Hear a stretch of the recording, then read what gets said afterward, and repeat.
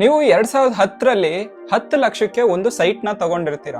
ಯಾವ್ದೋ ಕಾರಣಕ್ಕೆ 2024ರಲ್ಲಿ 14 ವರ್ಷ ಆದ್ಮೇಲೆ 30 ಲಕ್ಷಕ್ಕೆ ಆ ಸೈಟ್ ನ ಮಾರ್ತೀರಾ. 10 ಲಕ್ಷಕ್ಕೆ ತಗೊಂಡು 30 ಲಕ್ಷಕ್ಕೆ ಮಾರಿದ್ರೆ 20 ಲಕ್ಷ ಲಾಭ. ಅದಕ್ಕೆ ಟ್ಯಾಕ್ಸ್ ಕಟ್ಬೇಕಲ್ವಾ?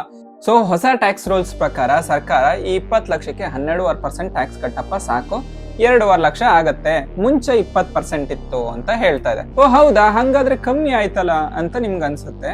ಬಟ್ ಅಲ್ಲೇ ಇರೋದು ಕ್ಯಾಚ್. ಇನ್ಫ್ಲೇಷನ್ ಇಂದ ದಿನ ದಿನ ಎಲ್ಲ ವಸ್ತುಗಳ ಬೆಲೆನೂ ಜಾಸ್ತಿ ಆಗ್ತಾ ಇರತ್ತೆ. 10 ವರ್ಷದಿಂದ ನೀವು 10 ಲಕ್ಷ ಕೊಟ್ಟು ತಗೊಂಡಿದ್ದ ಸೈಟ್ ಇನ್ಫ್ಲೇಷನ್ ಇಂದ 23,50,000 ಆಗಿರತ್ತೆ. ಸೊ ಅವಾಗ ಸರ್ಕಾರ ನೀವು 10 ಲಕ್ಷಕ್ಕೆ ತಗೊಂಡಿಲ್ಲ, 23,50,000 ತಗೊಂಡಿದ್ದೀರಾ ಅಂತ ಹೇಳಿ ಕನ್ಸಿಡರ್ ಮಾಡಿ ಅದರಿಂದ ಸೆಲ್ ಮಾಡಿರೋ 30 ಲಕ್ಷನ ಮೈನಸ್ ಮಾಡಿದ್ರೆ ಮಿಕ್ಕಿರೋ 6.5 ಲಕ್ಷ ಏನಿದೆಯಲ್ಲ ಅದಕ್ಕೆ 20% ಟ್ಯಾಕ್ಸ್ ಅನ್ನ ಕಟ್ಟು ಅಂತ ಹೇಳ್ತಿತ್ತು. ಹಂಗ್ ಕಟ್ಟಿದ್ರು ಕೂಡ ನಿಮ್ಗೆ 1,30,30,000 ರೂಪಾಯಿ ಟ್ಯಾಕ್ಸ್ ಬರ್ತಿತ್ತು. ಈ ಇನ್ಫ್ಲೇಷನ್ ಜೊತೆ ಅಮೌಂಟ್ ನ ಅಡ್ಜಸ್ಟ್ ಮಾಡೋದನ್ನ ಇಂಡೆಕ್ಸೇಷನ್ ಅಂತ ಕರೀತಾರೆ. ಸೊ